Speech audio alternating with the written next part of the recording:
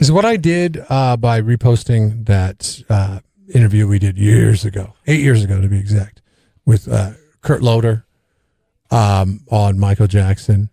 Is that trolling Michael Jackson? I don't know what trolling even means. Is that? All I know is that was a great interview I forgot all about and that we should have played when we did our interviews. But I just realized after talking to you when we were trying to just come up with 12 good interviews that we have a lot more than I forgot all about that I just didn't have access to in the computer I was using. So good on you finding that, by the way. Well, TMZ picked apart the interview, the important part of the interview, and that's we were talking to Kurt Loder about a book that he did about movies. Right, but then we had to ask him about Michael Jackson because it was in the news at the time. And MTV News was the news authority you went to for music news. Yeah, and we spoke with him, and TMZ caught wind of it, and they decided to post it on their website, and it was Kurt Loder's comments on the King of Pop, and the reason why I even bring it up is because it's the whole question today.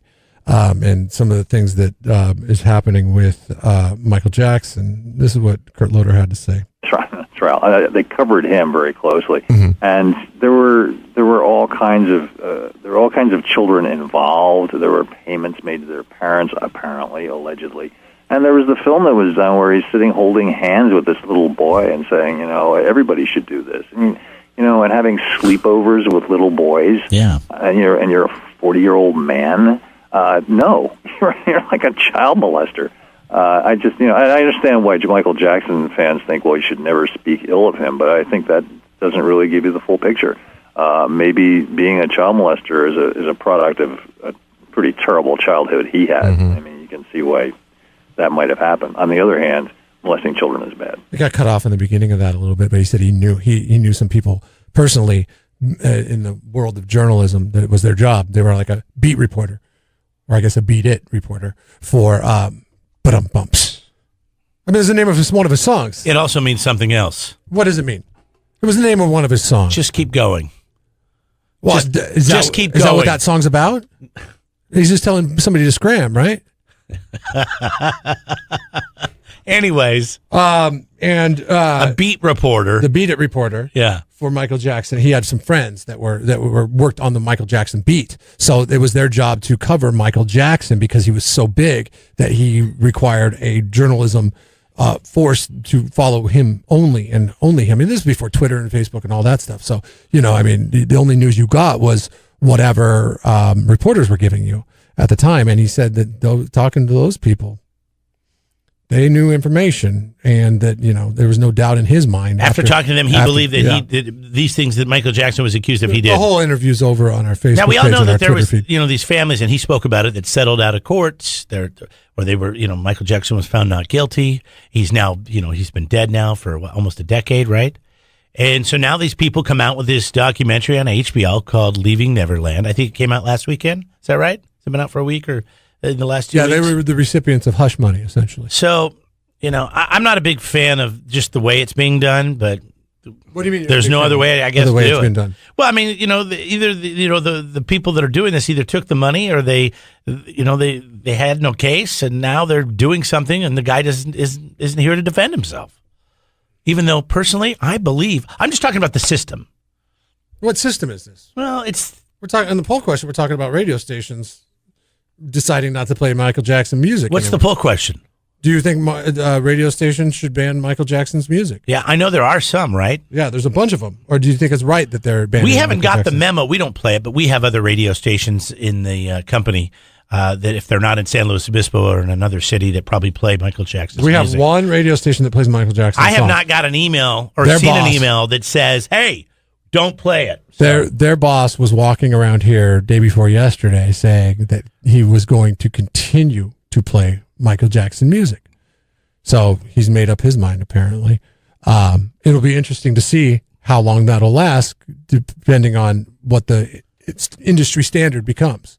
I mean... Are you going to watch this documentary? I have not watched it yet. I'm curious, yes. I don't think I'm going to watch it. I don't know if sounds disturbing. Have the time to watch it. I don't know if I want to watch it because I think there's other things I'd rather watch. I mean, I'm already, my mind's made up anyways. I guess I could watch it. College basketball is about to get in full swing. But I just don't know if I want to subject myself to it. It sounds like it's not good. But what are they? I mean, what are these guys doing this? Are they really trying to get the story out about Michael Jackson so people can be aware of another star of some sort, somebody with some celebrity or somebody that has any kind of power over them, does certain things to them?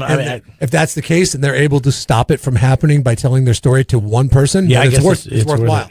It's totally worthwhile. Or is this a money grab?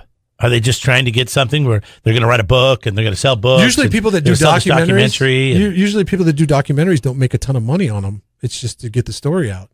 The documentary was picked up by HBO, but I think the money goes to the filmmaker who's telling the story, not the people that are telling the story in that instance. They've apparently, according to you, they've already gotten paid. They've already got theirs, as you would say. Well, so, I mean, I don't know if they were the ones that actually settled out or not, but it's the thing that everybody's talking about now. And now radio stations are going to stop playing Michael Jackson, much like they've stopped playing R. Kelly, because of the allegations made against him. I think, if you get enough public outcry, then you should stop playing his songs. I mean, it's a business. Radio's a business.